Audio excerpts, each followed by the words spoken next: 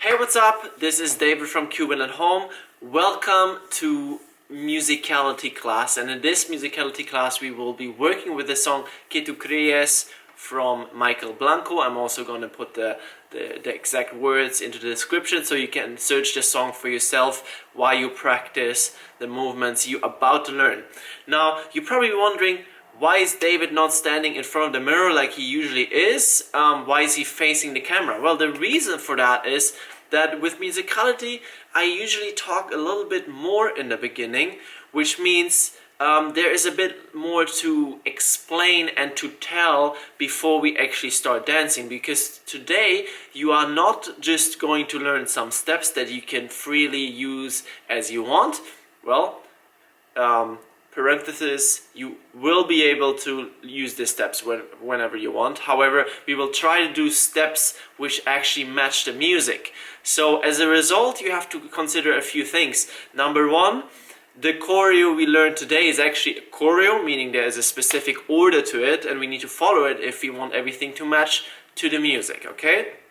The second thing is, since we're dancing to a song, we are kind of forced to do everything rather quickly. You know, like when I'm teaching you the particular steps, the separate steps, I will go through them in a slow manner so that you can actually learn and remember and practice the movement. However, when we dance to the music, the song is given to us, we have to move in the same speed to the music. Now, there is some apps to slow down the songs and so forth, but I don't usually like to do that. Why? Because when you do that, when you slow down a song, a music piece that was designed to have a specific speed, it's losing most of its quality, of its energy and so forth.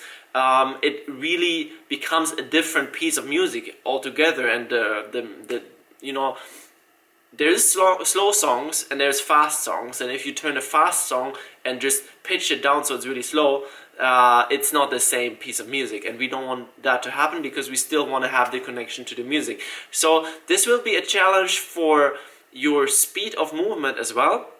Remember, in the beginning, because we don't do it slow in the same way you would usually learn solo styling steps, be patient with yourself. You know, the movement will not look perfect the first time you do it. You can practice the movement away from the song and just try to make it more refined and so forth. But once you have the music on, try to do it in the proper speed. And then for at least for the duration of the song, it's more important, or it becomes more important for our practice, that you actually manage on time than it is that everything is, you know, like perfectly aligned and so forth in your movement. That's the first thing. Second thing is that when we do Musicality class, I always like to play the song to my students first and just, you know, like let it simmer a little bit, let it incubate in your head, and actually try to hear what we're gonna dance first. Now, I can promise you, just as a little, you know, like future image of yourself, after a while of dancing to Musicality classes like this and hearing the different elements in the music and so forth, you will definitely become more of a natural when you dance. Try to dance with the music. It will be, you know, like things will end up in your body as some kind of automatic rhythm, you know, like you will recognize more different patterns in the music, and then also your musicality on the dance floor, you will become more creative and courageous, and you will dare to, you know, try to move really to the music. Well, what does it mean to move to the music? It means, well, we have the beat in most of our salsa songs, right? It's 1, 2, 3, 5, 6, 7, and you can step on this beat, and then you can do all kinds of other stuff with your shoulders and your arms, and you can all do all that. But when it gets really interesting is when you perhaps you even match the feet still to the rhythm, 1, 2, 3, 5, 6, 7. Then you hear some drums in the music, and the drums show in your shoulders or in your chest. That's when things become really interesting. And just another theoretical aspect to this is, of course, when dancing to Musicality, we have to start separating our legs from our upper body. If you've been in the solo styling courses that I put online recently, you know that I mentioned, okay, there's different things happening in the legs and the upper body at times, and that's one of the most important things to learn for your styling, to look more interesting and attractive, because well, we can't just do everything on the same count, right? We need to be able to portray different movements and to play with different instruments, different sounds, and use different body parts to do that. In order for that to happen, you need to be able to isolate. So this, my body movement mastery course was really about isolation. So also isolation is what you need now today. If this is something completely new, you might want to go back to that course. Otherwise, just know that isolation means you move a particular part of your body, a specific part that you want to move, and nothing else. You know, when you move your shoulders, it's not your whole body moving, it's your shoulders. Yeah? Now, let's listen to the song that we are going to dance to, or to the part of the song that we're going to dance to today. By the way, I hope the song quality is okay through video. I know it is, but it's better if you actually find this song, and like I said, I will put the name in the video. It's better if you find the song by yourself on YouTube or Spotify, because then you'll hear it a bit more clearly, and you do want to hear all the instruments perfectly, okay? So let's start with our part. I have my little computer right here. Just listen.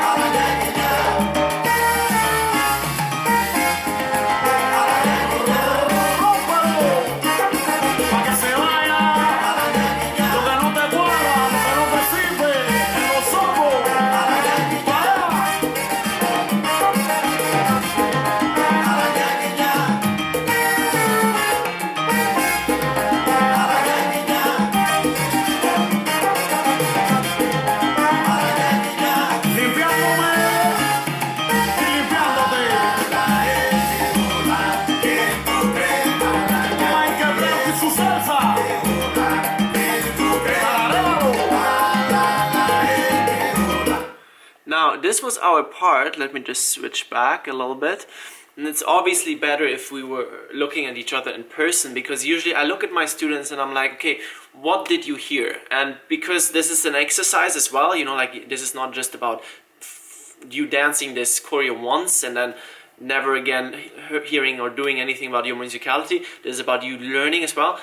What did you hear? Just answer the questions for yourself, you know, just out loud or just in your mind. Like, what did you hear? What different instruments?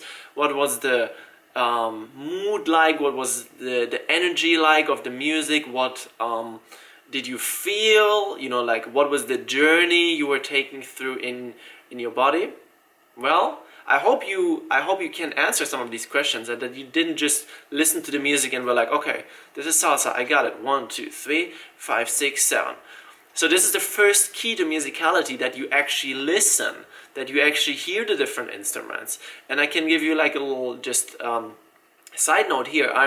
Before salsa, I wasn't really interested in music. You know, I listened to music like everyone else, but starting to listen to salsa music and dancing to it most of all gave me a very deep understanding of all kinds of music. I now listen to any music and I'm like, this is the bass line. You know, like something I wouldn't even hear before. I didn't hear the bass in music before. Most people don't actually, because it's like this dark background hum, basically. And you will need to develop an ear for salsa music and how it's structured, how the patterns reoccur. This is why in my free course I talked a lot about how it's important that you listen to music all the time, that you listen to salsa music all the time, so your ears, your sense of hearing gets acquainted with the different, you know, instruments and how everything is connected, the energy of it, and so forth. Now, let's listen to the same part of the song again. This is the part we're gonna dance to soon. For now, I want you to close your eyes I'm not here in your room to check on you, but I promise you this helps. Close your eyes, try to recognize all the elements that identify as just special. Drums, drops of the music, like high energy parts, specific sounds of the voice, anything. Okay, close your eyes. Let's listen to the same part again. If you want to find a song on Spotify or YouTube, and then listen to it there as well, in case the quality is a little bit better.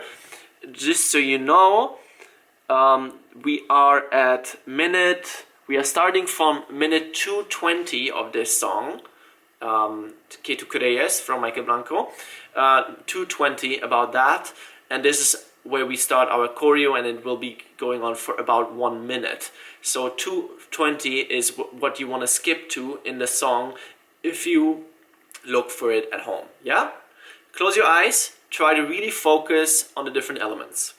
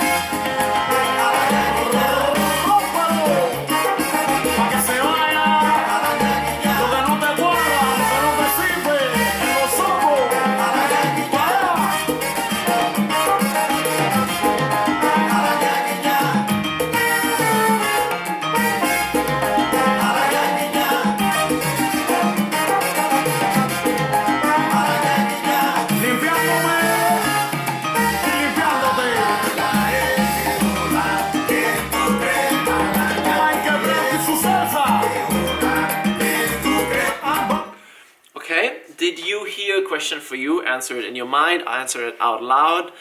Did you hear something more this time when you closed your eyes and you actually paid attention? I hope you did, because after a while I would like you to develop this ear for these things yourself. And you will, I promise you, if you only continue to work with Musicality. Now, let's listen to it one more time. And now I'm going to play conductor, which means I'm going to wave around a little bit with my hands. I'm going to move myself a little bit before I try to not distract you from what you hear. But now I'm going to give you some hints about the music, because usually when I teach students one-on-one, or more like rather a group, live, face-to-face, that's what I wanted to say, then I show them, okay, this is how, like, this is the beats and so forth. This is the drops with my body. And I'm going to try to do the same with you right now, okay? Let's listen again. Look at what my body's doing. Like these are just some way of interpreting the music. I'm just trying to illustrate, okay, here is something happening, yeah? And I'm gonna, risk looking silly for your sake.